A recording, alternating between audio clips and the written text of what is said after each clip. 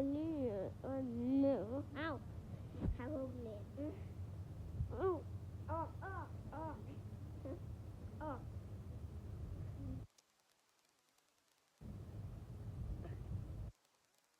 วันนี้มืออื่นวันอาทิตย์ที่6 เดือน 10 ตุลาปี2024เฮ็ดหยัง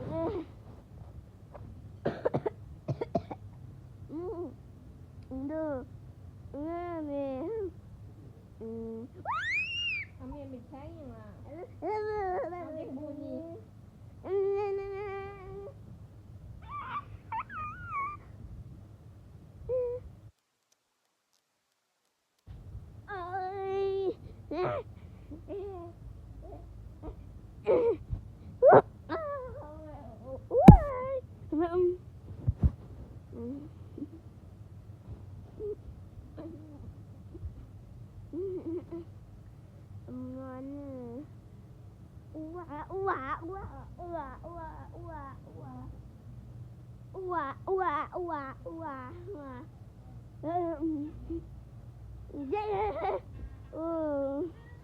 กำลังหนึ่ง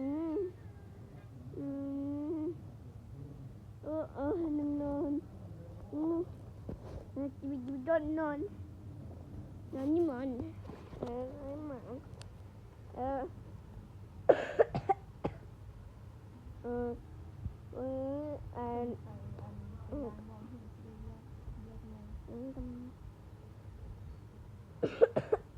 กำลังนอน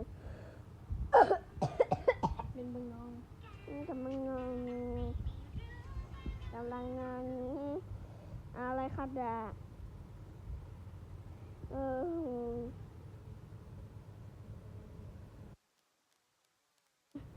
มีเจ็บบ้า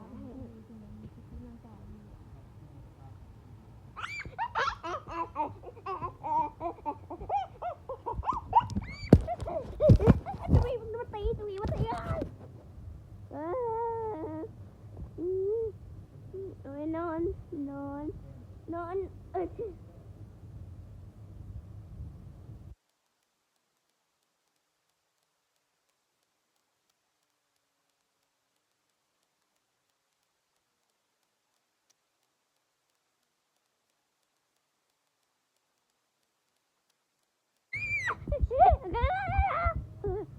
กำลังนอนอยู่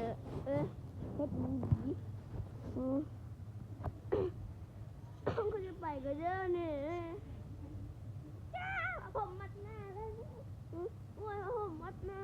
เอาพวกพี่พับผมเลย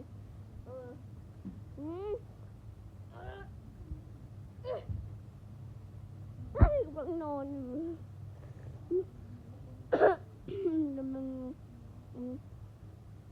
กำลังโดนอันนี้เรียนอย่างอยู่แล้วนี่ยังคำอยู่นี่ยังคำวันเสาร์ที่5 เดือน 10 ตุลาปี2024โอ้นี่เราก็กำลังเฮ็ดหยังวันนี้นี่กำลังนอนจะมานอนอยู่เบื้องนี้นอนเหมือนกำลังนอนอยู่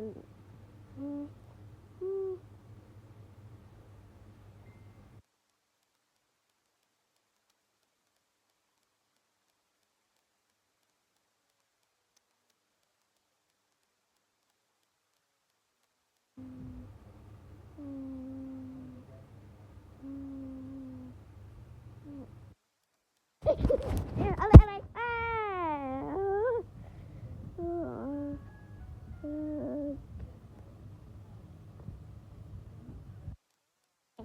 เคลื่อนแสงแห้งกันดิโอ้ยนอนยังอยู่สับ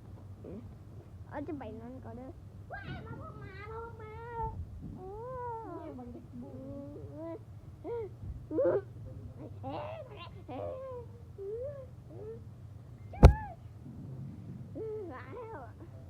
มัน หมดใช้ทำไม ที่กินที่เขียนเครื่องแล้วมันก็ กำลังอะไรกันลูกน้องโอ้เย้จะร้องลินกันเด้อจะมาหาเธอเราจะมุ่งดีกว่าจะออกไปนอกนะโอ้นี่มามาอะไรกลัวไหน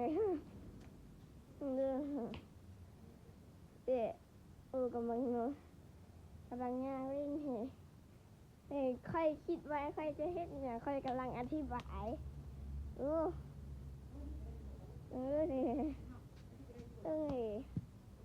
ี่เข้ามานี่เลย